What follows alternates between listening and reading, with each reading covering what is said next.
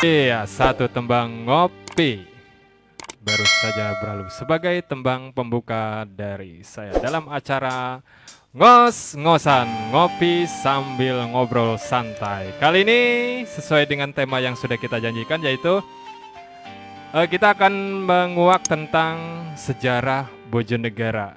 Bojonegara itu terletak ada di wilayah Kabupaten Serang, Provinsi Banten, di mana nama Bojonegara itu banyak menyimpan sejarah.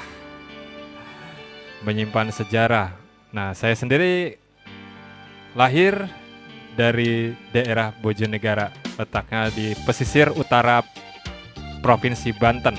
Utara bagian barat ya. Utara mengarah ke barat, pesisir utara, tapi hampir ujung barat.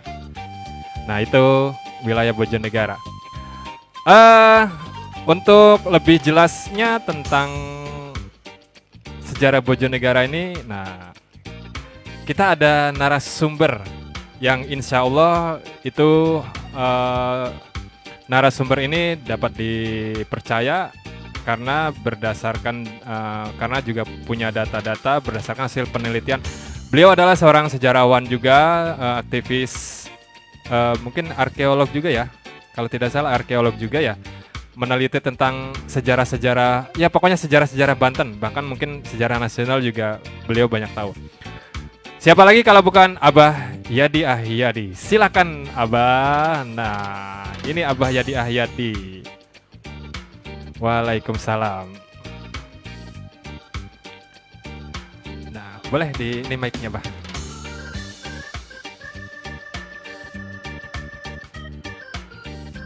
Iya. Assalamualaikum, Abah. Waalaikumsalam. Apa kabarnya, Abah? Alhamdulillah baik. Alhamdulillah sehat, Pak ya. Oke. Sebelum kita langsung ke ini, mungkin Abah perkenalkan diri dulu, profil Abah selama ini kegiatannya apa saja sebelum kita langsung membahas tentang tema atau topik kita hari ini. Kegiatan jadi kajian tentang kebantenan dari mulai hal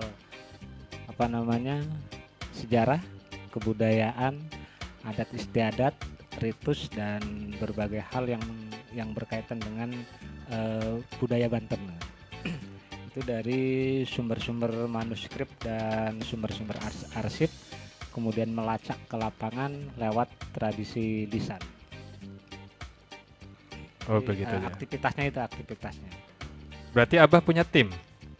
Kalau tim ada di Bantenologi dan juga ada di Klinik Pusaka.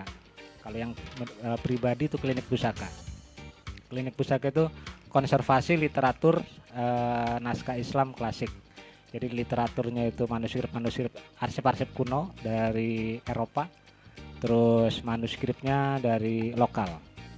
Terus benda pusaka itu kegiatan-kegiatan tentang hal-hal yang berbau dengan nilai unsur budaya yang masih dilaksanakan di sebagian tempat di masyarakat Banten. Oke, jadi untuk penelitian sejarah yang ada di Banten, Abah sudah keliling-keliling ya? Alhamdulillah, mungkin sekitar 70% udah pernah menjelajahi gitu. Kalau wilayahnya. Kalau untuk sumbernya sendiri, Abah bisa misalkan mendatangi satu tempat, itu hasil ini dari mana, Bah? Apakah Abah punya ya hasil dari penelitian apa, kemudian Abah langsung ke lokasi untuk memastikan bahwa itu apa dan lain sebagainya? Kalau untuk sumber itu perjalanan cukup panjang, dari mulai masa kuliah itu sudah melakukan pengumpulan dokumen-dokumen tentang Banten. Kebetulan saya di jurusan sejarah, cuman waktu awal-awal di kampus di Stein Serang yang sekarang UIN, ini belum banyak sumber-sumber tentang dokumen-dokumen tentang Banten. Jadi mulai dikumpulkan, kemudian tahun 99 ada satu manuskrip tentang Babat Banten yang di Banten lama. Kemudian itu berusaha untuk dibaca. Semakin hari semakin ini terus melacak sehingga masuk ke Perpustakaan Nasional, Arsip Nasional 2008 ketika kenal dengan internet, mulai melacak sumber-sumber dari Eropa. Karena kebetulan dari dulu sumber-sumber Eropa itu masih bisa diakses dengan gratis. Kalau sekarang udah berbayar. Jadi hampir sebagian yang sumber-sumber Eropa abad ke yang terbitan tahun 1800-an sampai tahun 900 itu udah di download baru dibaca ya 2 tahun belakangan ini. Dan proses pembacaannya hanya kebutuhan apa sih yang hari ini orang sedang dicari gitu. Makanya dalam 2 pekan terakhir saya banyak mengupload tentang dunia kopi gitu. Karena lagi ramai tentang perkopian. Dokumen-dokumen kopi yang ada di Kesultanan Banten segala macam. Oh gitu ya. Selain di dalam negeri, apakah Abah udah keluar negeri demi mencari data atau fakta ya, mungkin fakta melalui sejarah itu? Boleh diceritakan pengalaman? Kalau keluar belum. Belum ya? Keluar belum. Cuman ada beberapa kawan-kawan yang keluar itu berusaha mencarikan sumber dan mengkopinya, kemudian dibagi hasil kopiannya. Kalau sumber-sumber dari Eropa. Cuman kalau yang sekarang saya simpan sumber-sumber dari Eropa itu hasil download dari 2008 sampai 2017. Tapi itu sumbernya bisa dipercaya yang Abah? Itu bisa dipercaya. Karena gitu posisinya ya? Kayak gini. Kalau sumber Eropa kita ke arsip nasional kayak Bisluit, terus drug register, itu kan masih tulisan tangan. Semuanya masih tulisan tangan. Dalam tulisannya letter.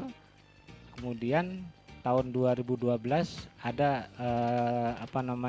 saya pertama kali mendapatkan sumber Eropa itu yang Stadblad dan drug register itu sudah diketik dalam bentuk PDF sehingga mudah untuk membacanya, mudah untuk proses transliterasinya. Karena kalau sumber aslinya yang masih manuskrip itu masih tulisan tangan. Dan tulisan tangan orang dulu itu posisinya nempel. Seperti perjanjian-perjanjian antara Kesultanan Banten dengan VOC dengan Inggris yang 3 bahasa Latin, aksara Latin, bahasa Eropa, aksara Arab, bahasa Melayu, aksara Jawi, aksara Jawa, Hana Caraka berbahasa Jawa. Jadi yang bisa dibaca hanya aksara Arabnya berbahasa Melayu. Dan dokumen-dokumen itu kalau sekarang dia teman-teman yang mau mengakses musim pandemi ini memang agak sulit. Itu dia ada tersimpan di Arsip Nasional di Andri. Iya, oh jadi gitu ya kronologisnya. Oke. Gini, Bah. Untuk pertemuan kali ini mungkin pertemuan perdana ya bagi kita. Dan ini bisa disaksikan di fanpage Facebook Mang Ei Official Serang Banten ya. Jadi nanti di sini insya Allah kita juga tidak akan sekali ini saja. Nah, kita akan mengupas tuntas tentang sejarah ya, baik itu kebudayaan ataupun dan lain sebagainya. Nah, edisi kali ini adalah edisi perdana, itu kita akan mengungkap tentang sejarah Bojonegara. Ya, kenapa Bojonegara? Pertama, saya sendiri memang dilahirkan di sana. Boleh dibilang putra asli, putra daerah. Lebih umum lagi saya putra daerah Banten ya. Orang tua saya blasteran Bojonegara dan Pandeglang. Tetap orang Banten ya. Tapi saya masih ada turunan Betawi dan Cirebon juga masih ada saya keturunannya. Nah, tentang sejarah Bojonegara ini banyak yang mungkin terutama generasi muda ya, generasi muda ini kemungkinan belum tahu sebenarnya Bojonegara itu menyimpan sejarahnya, sejarah tentang apa. Oke, silakan Abah mau mulai dari yang mana dulu? Bojonegara itu apa sih? Bagaimana sih, kenapa bisa Bojonegara? Ayo silakan, Bah. Ya, sebentar, Bah. Untuk yang ingin bertanya juga nanti silakan bisa ini di kolom komentar ya, bisa di kolom komentar nanti bertanya tentang apa, silakan. Ayo, Bah, silakan, Bah. Baik, jadi pertama tentang Bojonegara, tentang penamaan sebelum masa Kesultanan, karena ada beberapa fase di Banten ini, proses kepemimpinan secara politik, masa kolonial, masa Kesultanan, masa Banten Girang, dan sebelumnya. Jadi dari mulai Keramat Watu, kali Keramat Watu perbatasan dengan Tak-Takan Pelamunan itu ke barat ke Cilegon, itu dulu masuk ke wilayah pemerintahan Palembang. Kali Keramat Watu Pelamunan yang tikungan ya, itu yang setelah Kopassus. Iya, pas tikungan ya, itu kan jembatan pas tikungan. Iya betul, pas tikungan. Tikungan kalau dulu tikungan maut di situ ya, sering terjadi. Itu masuk wilayah kekuasaan Palembang. Oh, jadi dari arah situ ke barat, ke ujung barat Pulau Jawa itu masuknya dulu Palembang. Oh, gitu ya. Itu dibuktikan dengan beberapa dikenal dengan istilah di peta kuno, itu dikenal dengan istilah Palembangan. Sampai ke Sumatera. Nah, kemudian apa sih tinggalan budaya dari situ? Kenapa di Bojonegara ada dulu sebelum pemekaran wilayah ada candi? Ya, betul, candi. Ada kampung candi, terus juga di Merak juga dulu pernah ditemukan kepala Buddha.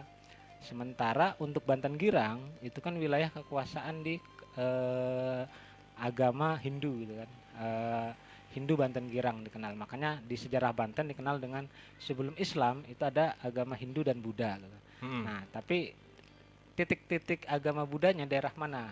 Itu belum dipastikan. Nah, beberapa dokumen kuno yang dari peta-peta kuno ya, yang tahun 1400-an itu masuk tanah Jawa, itu sebagian itu masuk ke wilayah Palembangan, dari mulai Kemeranggen sampai ke Cisadane itu masuk wilayah Banten Girang. Dari Cisadane sampai ke Citarum itu masuk ke wilayah Sunda Kelapa. Oh, jadi dari Kemeranggen sampai apa tadi? Cisadane itu masuk wilayah Banten Girang. Ya. Oh, gitu ya. Nah, kemudian ada peta kuno yang paling sumber Eropa yang tercatat, karena kita tetap patokan untuk menentukan angka tahun itu tetap dari patokan sumber Eropa.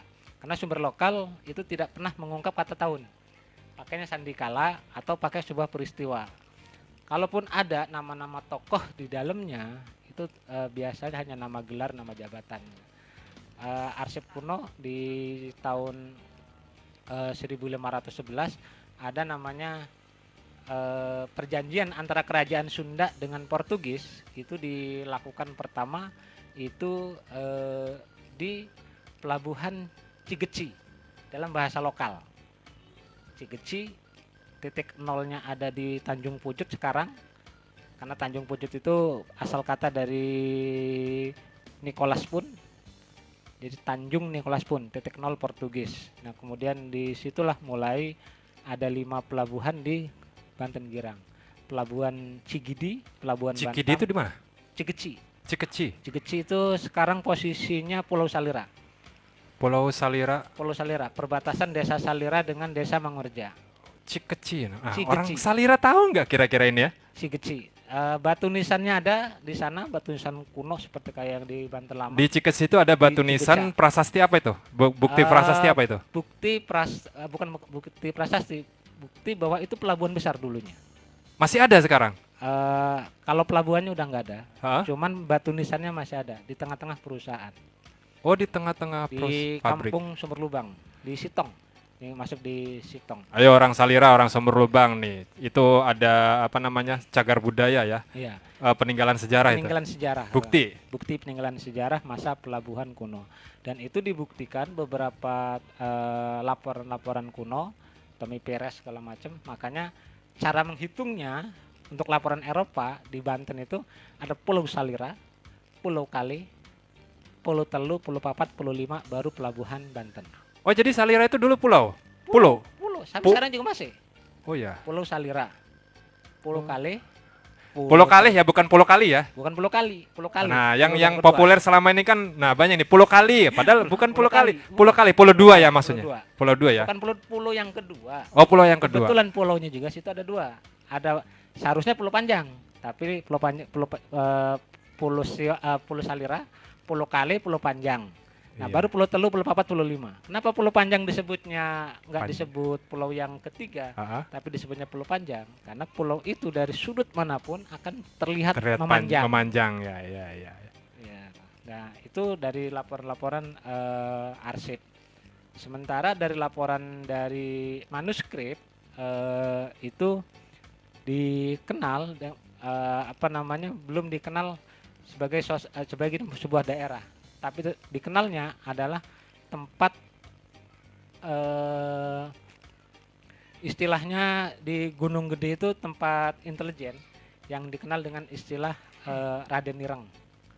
Raden Ireng. Iya, Raden Ireng itu intelijen ya, intelijen untuk makanya ada istilah di dalam cerita rakyat, ada Raden Ireng, ada Nyimas Ijo. Oke, kita ambil dulu Raden Ireng. Raden Ireng itu intelijen untuk mengetahui kapal-kapal yang lalu lalang masuk ke Selat Sunda. Itu nama orang apa nama gelar? Nama gelar. Oh, nama gelar. Jadi untuk intelijen itu disebut Raden Ireng. Nah, itu yang menggunakan nama Raden Ireng. Nah, itulah. Ntar tinggal melacak leluhurnya apa peristiwa di tahun berapa, nanti itu bisa terdeteksi gitu kan. Yang kalau udah ketahuan peristiwanya. Nah, dari Raden Ireng ini Gunung Gunung Gede itu diinformasikan ke Gunung Santri. Gunung Santri dulu dikenal dengan istilah Gunung Kekeb. Sebelum jadi nama Gunung Santri disebut Gunung Kekeb. Gunung Kekeb. Sebentar saya catat dulu, Bah ya. Gunung Kekeb. Nah, nih ketemu lagi Gunung Santri sebelum